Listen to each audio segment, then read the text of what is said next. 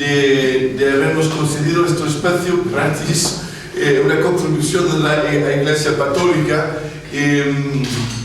muy apreciado, también porque vamos a ser vecinos. Ahora mismo estamos aquí, hago la presentación de por qué estamos aquí, pero lo más importante es que inmediatamente después vamos a caminar no más de 22 metros, he medido 22 metros, y vamos a abrir finalmente al mundo esta capilla, de cual ahora mismo os voy a hablar. Entonces, es algo que nace desde muchos años en mi cabeza, no es una improvisación, son años y años y años que voy reflectando, se dice en español, reflexionando sobre lo que significa la broma, el chiste, la provocación, reírse de las cosas. También porque me han acusado continuamente de no respetar a nada, de ser una persona, por ciertas personas incluso blasfemo, y entonces una mala persona, porque yo no me limito a la hora de intentar hacer reír, de hacer chistes, hacer bromas. Y sobre este tema he pensado mucho. He llegado a la conclusión que el hecho de hacer reír, es decir, producir la risa, porque una cosa es mofarse de algo, pero que no hace reír a nadie. Pero si tú haces reír a la gente por tu crítica o por tu visión, en mi opinión, tendría que ser considerado como un acto santo. Yo quiero santificar el acto de la comicidad, una tarea lo digo sin ningún tipo de complejo y sin ningún tipo de humildad, sabiendo que es una afirmación muy profunda y además con muchas ramificaciones.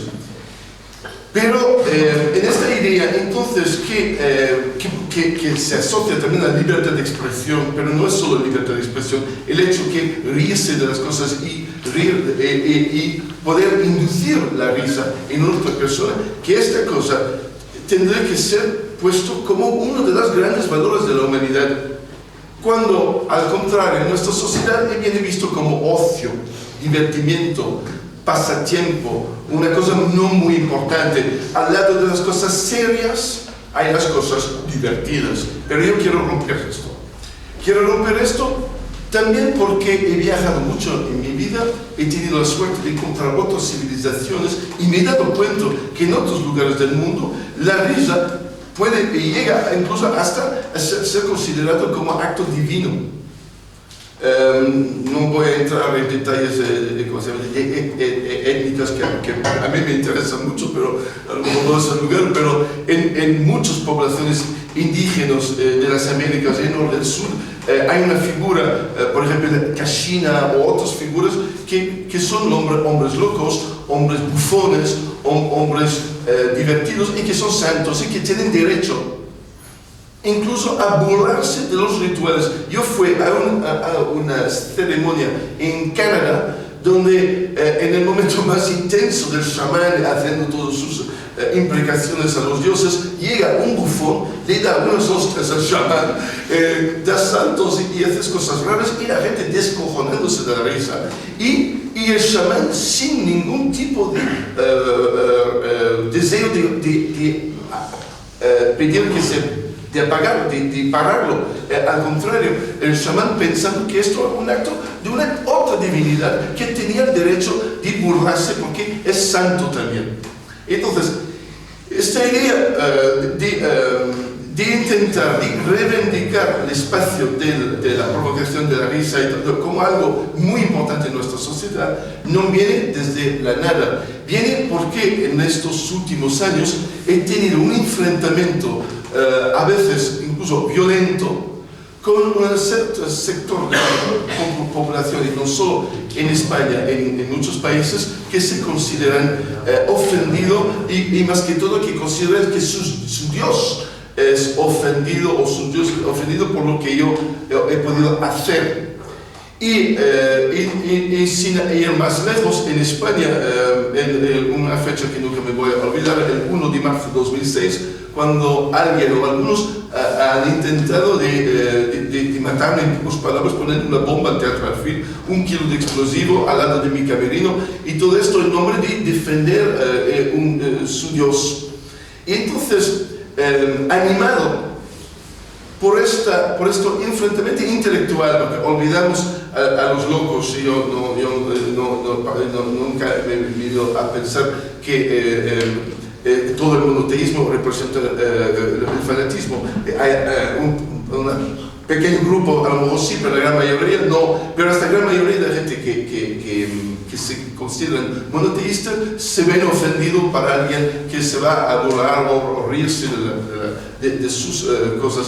Y, como he dicho antes, pienso que se están equivocando por el hecho muy sencillo. Aparte, las otras civilizaciones donde hay ejemplos que se puede hacer, pero yo creo que si su Dios era tan poderoso, y no creo que se va a molestar mucho por un cómico o un bufón haciendo un chiste. Me parece más bien muestra de debilidad que una divinidad puede ofenderse porque un cómico hace un chiste. Pero bueno, todo esto para llegar a la idea de cómo hacer pasar esta sensación, esta cosa interior que yo tenía, de intentar comunicar a la población, a la gente, que detrás del chiste había muchos valores importantes. Por ejemplo, también la duda. Yo a veces considero un chiste o la comicidad en general como una duda alegre. Si cualquier chiste es poner en duda una estabilidad, un sistema, un poder, y ver que esto no es absoluto, relativizar las cosas. Y relativizar con alegría, comunicando a otras personas su propia alegría. Y entonces, ahí empezó a llegar a la idea de esto es todo un sistema de pensamiento, no es solo defender a Leo Bassi, es algo mucho más profundo, mucho más complicado. Y me he desafiado a mí mismo a ver si yo puedo articular esta idea y tocar en una estructura algo más importante en significados. Yo no soy un gran teórico, soy más bien una persona de experiencia y del vivir. He hecho espectáculos toda mi vida.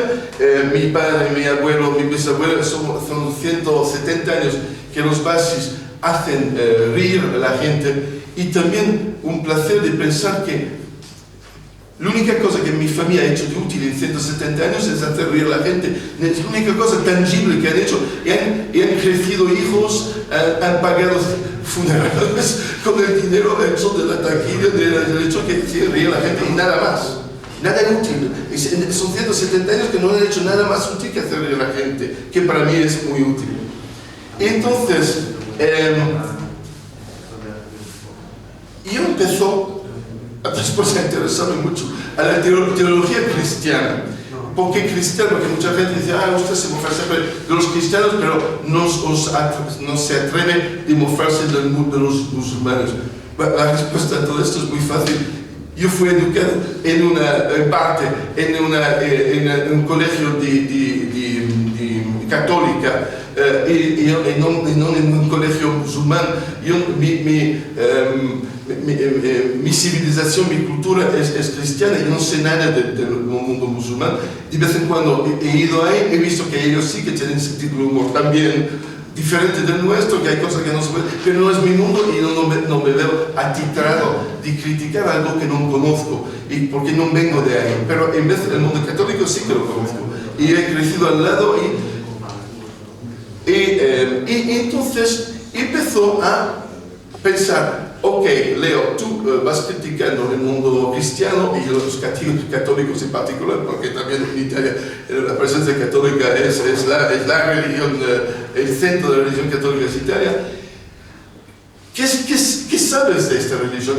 ¿Y cómo puedes tú criticar la cosa si tú no la conoces? Y entonces, desde ya muchos años, empezó a leer libros de teología, buscando los concilios de Nicea, los concilios de Medialón, las razones por las cuales el imperio romano se transformó en un imperio cristiano. Y lentamente llegando a ser muy diletante, pero un buen teólogo. Creo que yo puedo discutir con cualquier cura, no tengo ningún problema. Incluso si el Papa venía aquí, tendría yo muchas preguntas a hacer al señor Papa por sus planteamientos. Y en pocas palabras, ella empezó a descubrir que una de las cosas que menos me gustaba del cristianismo era el hecho que ha sido una suplantación política en el Imperio Romano a muchas otras religiones mucho más antiguas. Y me he dado cuenta que estas religiones más antiguas están todavía dentro de nosotros, con un interface cristiano, pero la realidad más profunda es que somos paganos todavía, somos politeístas. Y haciendo un pequeño aparte, es por eso que os he convocado hoy, el día 28 de diciembre, no por casualidad, Día de los Santos Inocentes, solo para mostrar lo que yo considero un cierto fraude histórico de la Iglesia Católica.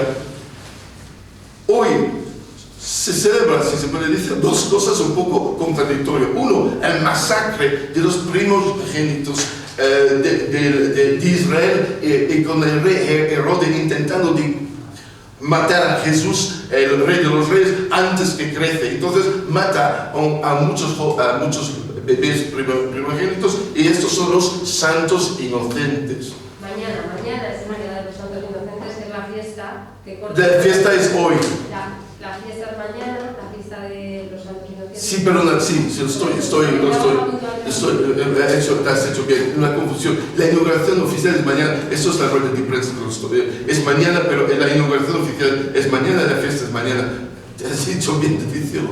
Pero he elegido entonces para inaugurar mañana 28, porque del mismo tiempo que la Iglesia Católica intenta crear una situación muy triste de Jesús que nace a pesar de una decisión horrible de la matanza de bebés, pero ¿qué hace la gente popular en todo el mundo mediterráneo? Se descojonan con la risa haciendo chistes y bromas.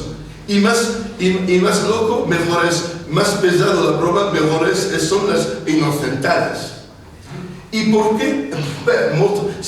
Yo en mi investigación del mundo paleocristiano y del mundo del final del Imperio Romano, se da cuenta que estos periodos se llaman Saturnalias antes, que era el nacimiento de Apolo, el bebé Sol, y que el día 28 de diciembre en el mundo romano, en casi todo el imperio, no en la parte este, pero en la parte oeste, era el día de carnaval, donde los esclavos podían ser amos, podían hacer chorradas y cosas ridículas por la calle, se vestían hombres de mujeres y viceversa. Era un día de gran libertad, incluso sexual.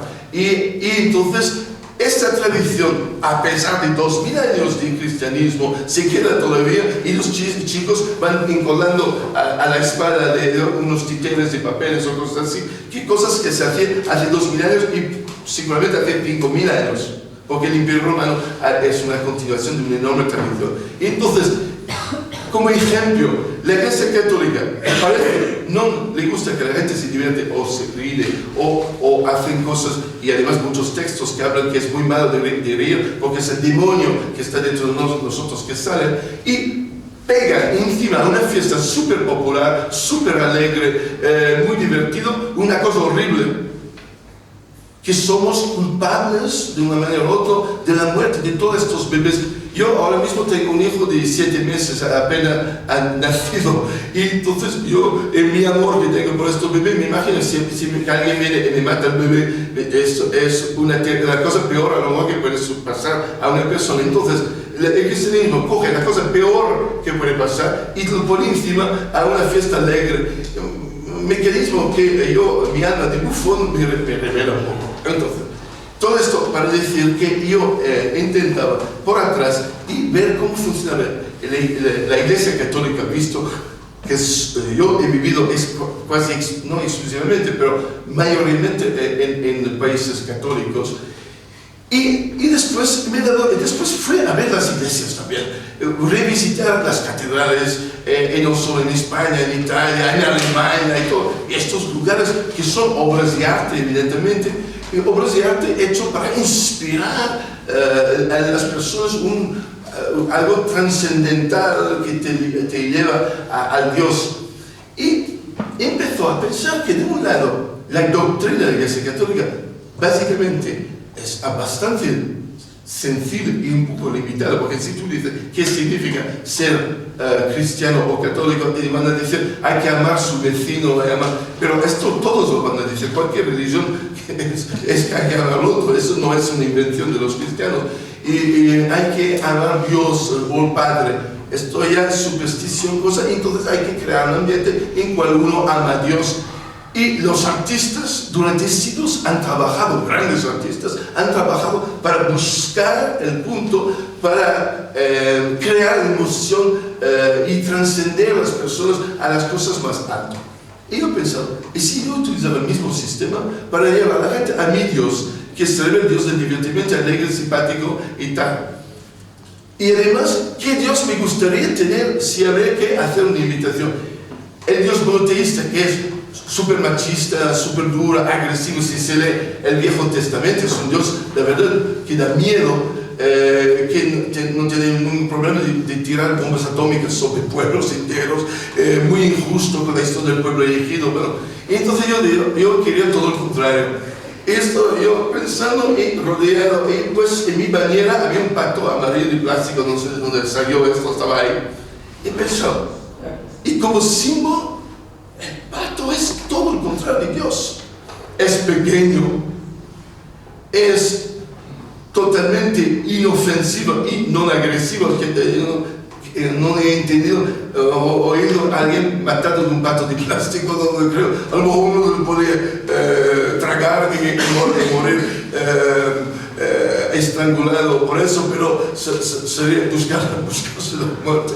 Pero bueno, el pato, y además simpático, aparte que pues me permitió muchos juegos con la palabra pato en castellano. Y entonces esta simpatía, esa cosa, y omnipresencia hoy en día, tú ves en las tiendas de todas partes. Entonces hay parece que la gente quiere los patos y necesita patos. Yo he hecho una investigación sobre los patos. Hasta los años 60, el pato de bañera no tenía expresión, era horrible. Era como muerto, una cosa así, que no significaba nada. Y los patos que conocemos, simpáticos y todo, nacen al final de los años 60. Y mi teoría es que son hijos de los hippies, es hijo y es relativizar las cosas. Cuando los grandes ismos, comunismo, nacionalismo, fascismo, cuando decaen los ismos, la gente se cierra, pero bien, se encuentra con su mismo, con su familia, con su mundo, y entonces es un mundo mucho más pequeño, y alguien empieza a dibujar un pato de bañera con expresión muy simpático, y entonces este pato no nace por la casualidad, es la expresión del mundo de donde yo he venido. Yo soy hijo también de los hippies, yo soy de esta generación, y un mundo también donde no hay ismos, y tampoco catolicismos. Y en esto, entonces, perfecto, esto es lo que yo quiero, esto es mi Dios, un Dios también que tiene un avantaje, que es muy difícil arrodillarse frente a un plástico, un trozo de un pato amarillo en plástico, porque te viene inmediatamente la sensación del cutre de la situación, y entonces es un antídoto contra todas las idolatrías. Es muy difícil que la gente empiece a rezar, y si alguien en mi iglesia empieza a rezar frente a mí, yo lo he hecho inmediatamente fuera de la cosa, porque no he entendido nada de la religión. Y entonces es una divinidad que quiere provocar la rebeldía, la rebelión, y que crea duda. La duda, ¿qué es Dios? ¿Qué significa la divinidad? Y entonces, yo hace un año, cuando llegó el Papa aquí, participó a una manifestación y una marcha laica contra el Papa, y he visto mucha energía, mucha gente que rechaza el catolicismo o el cristianismo en general, pero también muchas tensiones, frustraciones. Hay gente, en mi opinión, ateos, que lo viven tan mal su enfrentamiento con la Iglesia, que han perdido el sentido del humor. Y yo pienso que el ateísmo es hijo total o hija del sentido del humor, es la risa que hace que tú no puedas creer en un Dios y que te hace más humano. porque la risa, como he dicho antes, relativiza todo. Entonces he pensado, en vez de enfrentarme así directamente con la iglesia de esta manera, utilizamos la misma técnica que ellos han utilizado. Quiero una capilla o algo bello, que homenaje a mi pato y que crea un misterio. Y ver los mejores artistas hoy en día para ayudarme a hacerlo. Grande problema es que yo no tengo presupuesto por hacerlo, también porque no tengo la casilla en la declaración de renta como en la Iglesia Católica, entonces mis presupuestos para hacer una catedral eran muy limitados, sino incluso inexistentes.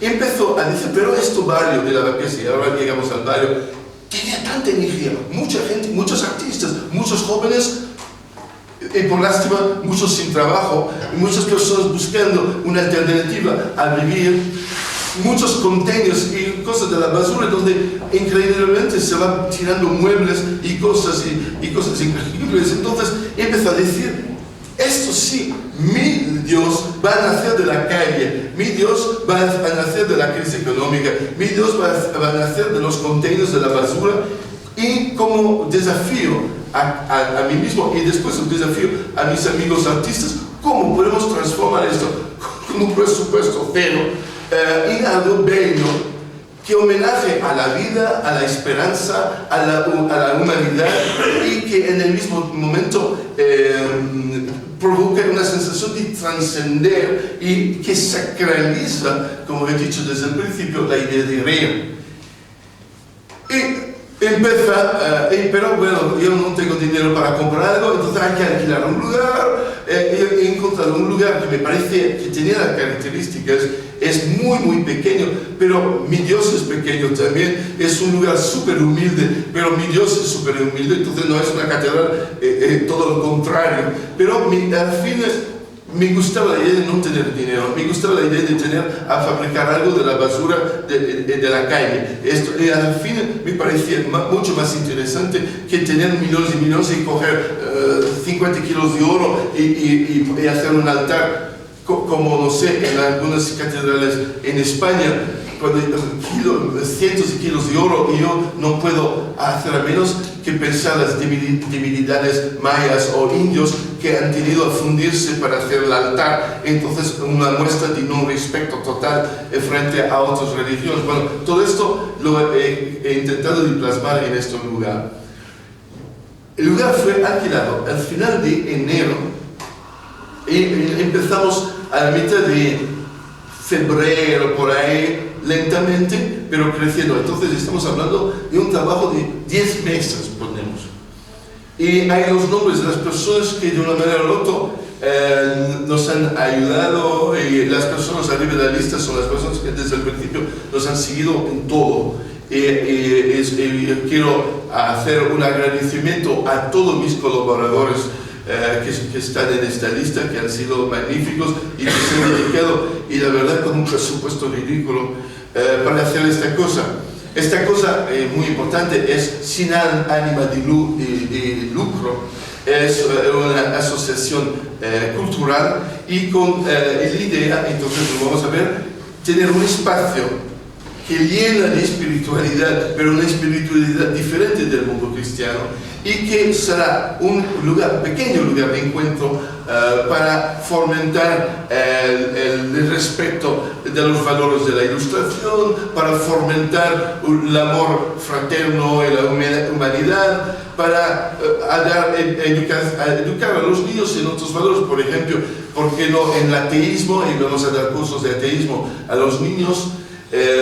Otros grupos y componentes me han hablado hasta grupos de homosexuales que quieren también poder hablar a los niños de lo que significa vivir en una sociedad que respetan los derechos sexuales de todos, y lugares también de la ciencia. Tenemos un mini cine para 20 niños, 25 niños, y yo quiero poner documentales científicos y cosas así, e intentar hacer una cosa regular. Antes de ir, entre poco ahora vamos a ir y vamos a descubrir que para mí es una maravilla, es la octava maravilla del mundo en pequeño. La cosa muy importante es que todo esto es más bien concebido por internet. Hoy, grande fallo de la organización, normalmente todo esto era retransmitido en streaming. Y si no lo es que he olvidado de decir que era esta mañana la persona que tenía que haber hecho el streaming no ha venido porque no le he olvidado de llamarlo. Lo siento, pero la divinidad, el pato es también Dios de la imperfección.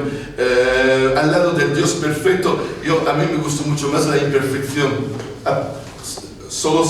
Pero no en los pilotos de avión y en los médicos que me pueden operar, pero aparte de estas dos cosas, la imperfección me gusta.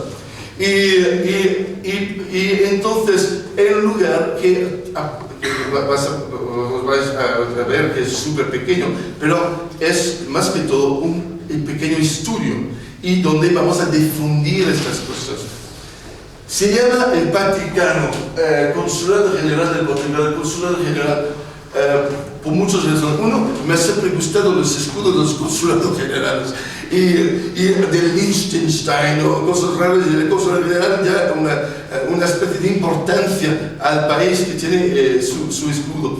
Y con la idea también que como el Vaticano, que no es solo la Catedral de San Pedro y todo, pero el Vaticano es también museo, es también difundir las creencias cristianas. Entonces, en un lugar que no es solo un santuario, una capilla o una iglesia, un lugar de muchas cosas. Entonces, esto también es como representa un Vaticano pequeño.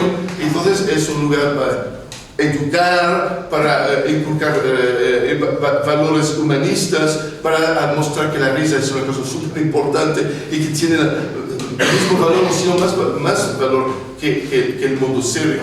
Y que, por cierto, no por caso llega también en una situación de crisis esta iglesia.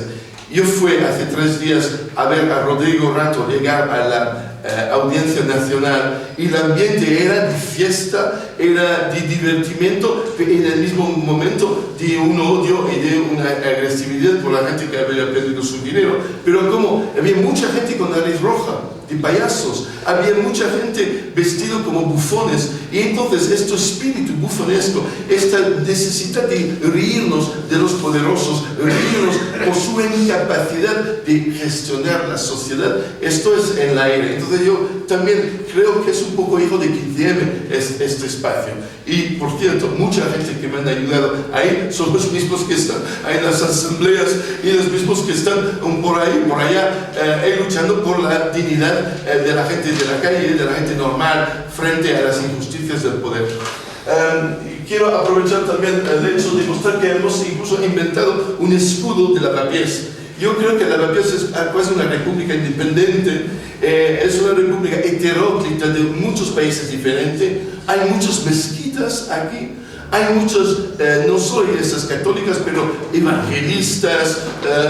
Descubrí ayer otro sitio que es una escuela de los adventistas, no sé qué, bueno. Hay los budistas que tienen sus templos, los musulmanes, bueno, las mezquitas, pero de los pakistaníes, de los marroquíes, muchas cosas diferentes.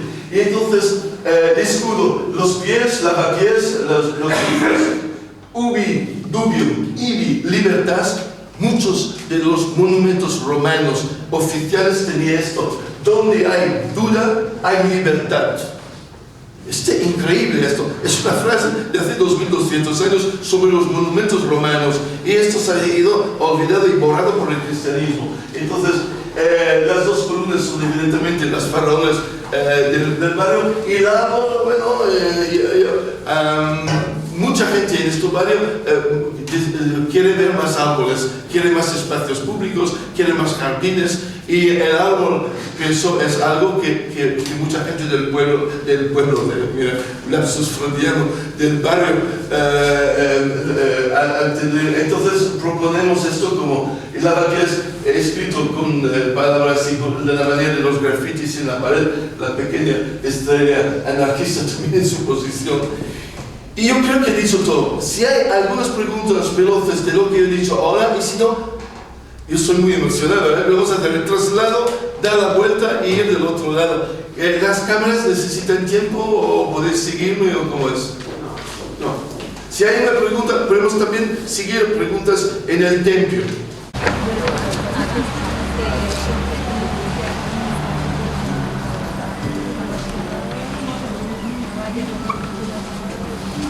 Entraed, por favor, entraed. Os voy a comentar, cada cosa tiene su razón. Cada cosa está meditado, pensado.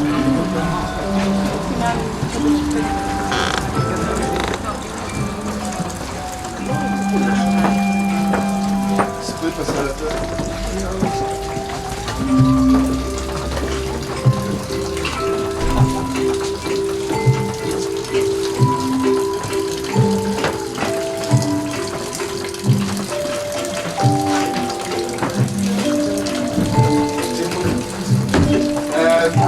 Carmen, el motor del patricia.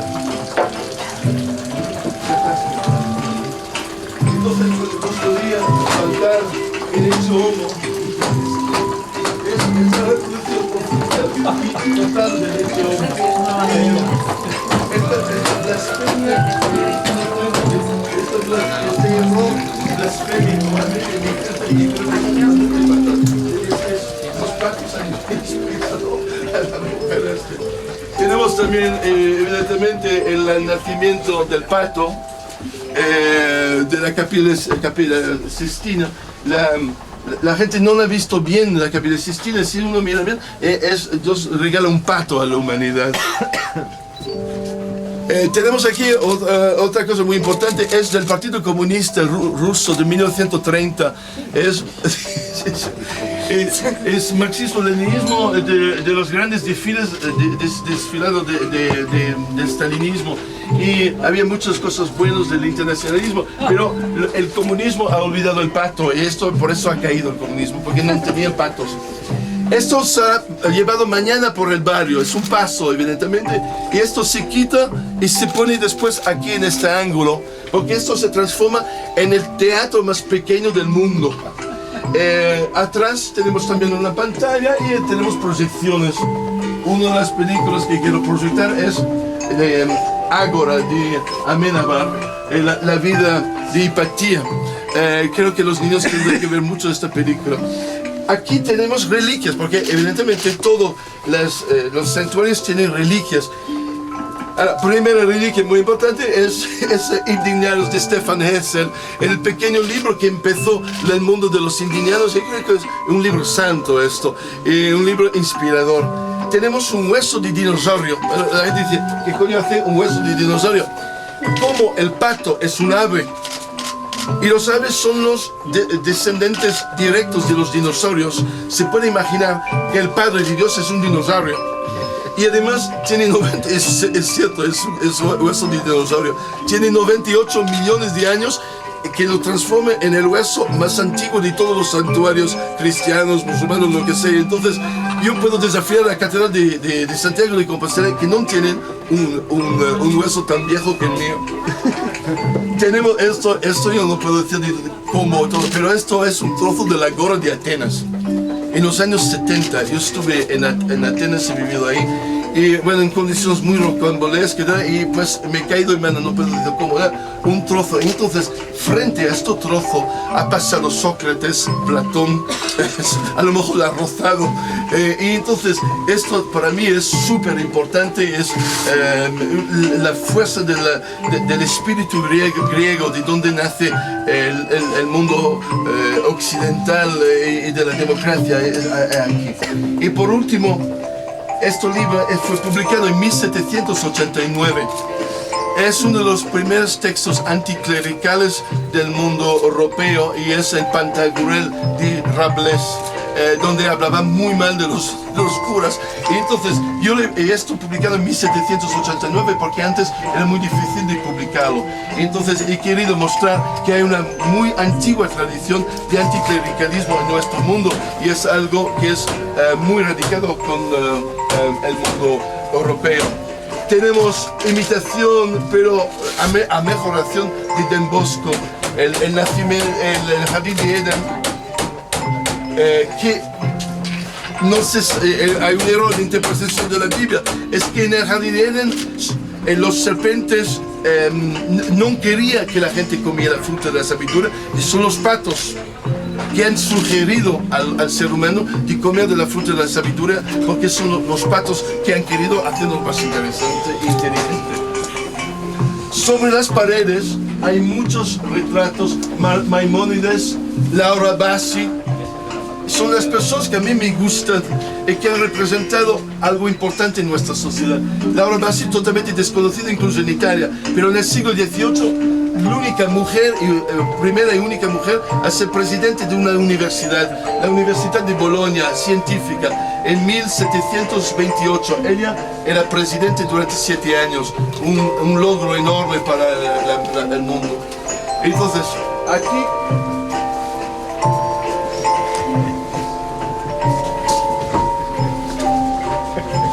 hay muchas otras personas sobre la pared.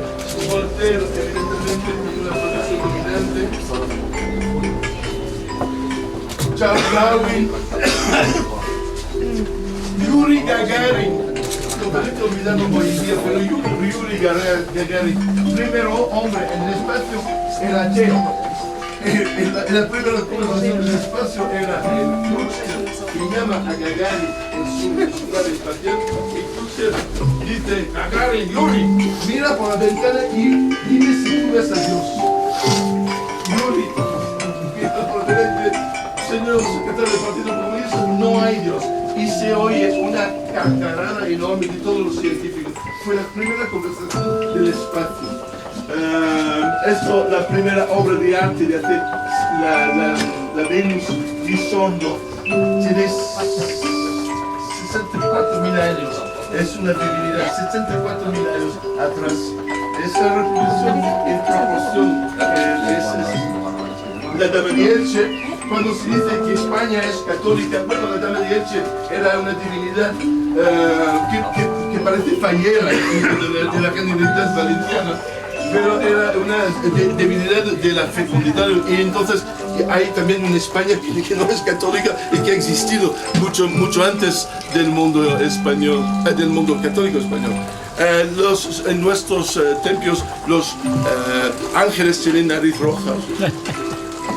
Es el único altar donde se pueden disparar. Los patos, a ver.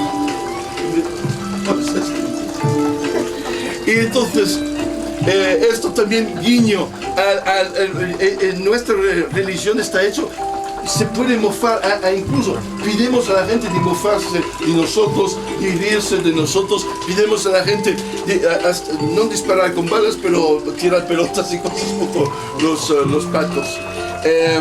Aquí hay un escribe egipcio que tiene un pato, detrás es el Tiziano en la visión de Venecia. Y aquí muchos de la gente que a mí me gustan también estas dos frases que son esenciales para mí. Séneca de Córdoba, por cierto, cuando se dice que España es católica, él era de Córdoba, y mira, hace 2000 años él decía: la religión es considerada verdad por el pueblo, falso por el sabio y útil por el poder, y creo que nada ha cambiado hasta hoy en día. Y luego el Groucho Marx, el grande Groucho, con esta frase que yo creo que expresa todo lo que yo siento dentro de mí. Soy yo. Charlie Chaplin, Edith Piaf, que mi padre conocía y era una grandísima mujer que ha hecho mucho para la libertad de la mujer. Diógenes, Darwin, la Dolly, una mujer del siglo XIX que ha adelantado en matemática la idea del sistema binario en matemática. No se habla mucho de las mujeres científicas, pero hay, y muchas. Juliano la Apóstata, y seguramente seré muy contento de ver este templo. El último que ha luchado, ha intentado de cambiar el Imperio Romano y devolverlo a sus verdaderos dioses, los dioses politeístas.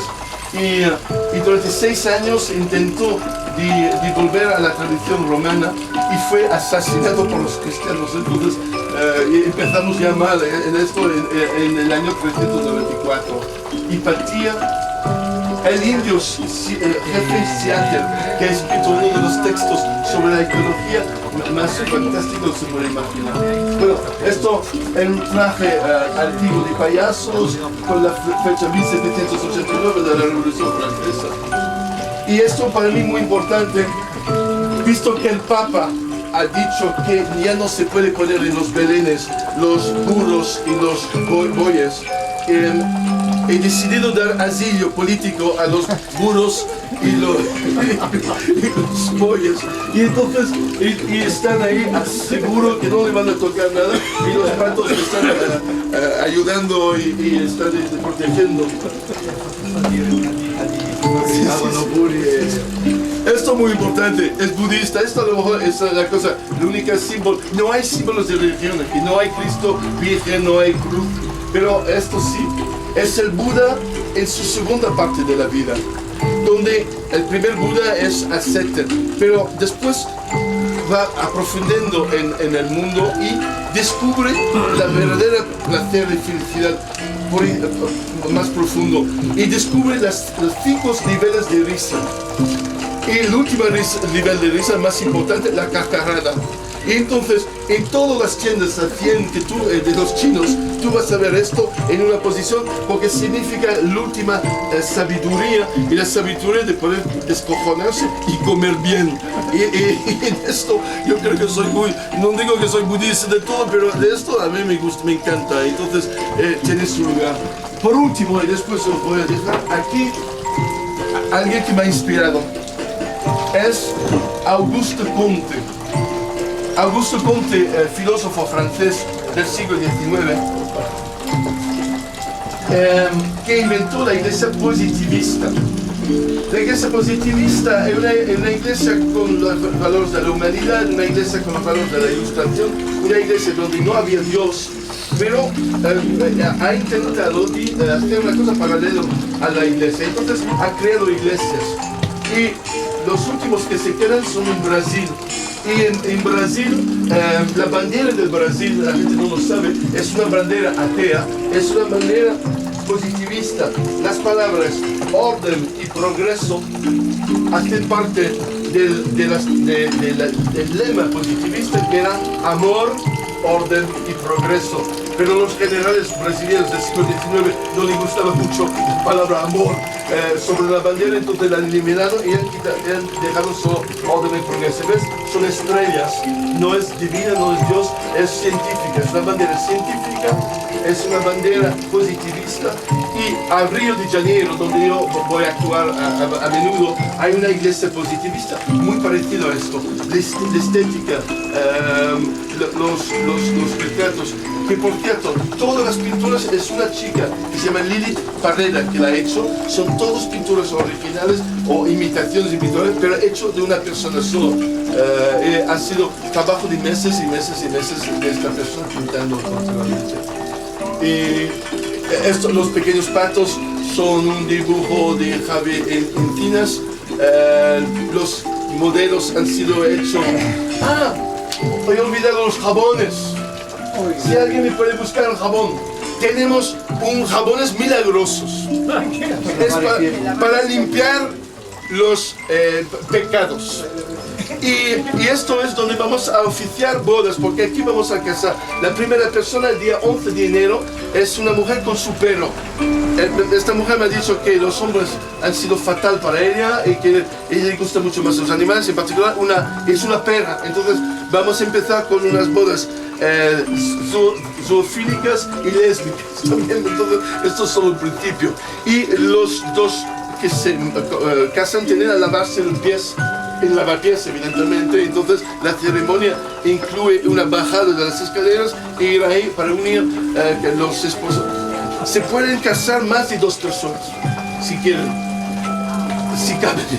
Se puede casar toda la gente que cabe en el templo. Entonces más o menos unas 40 personas si quieren hacer un matrimonio grupo.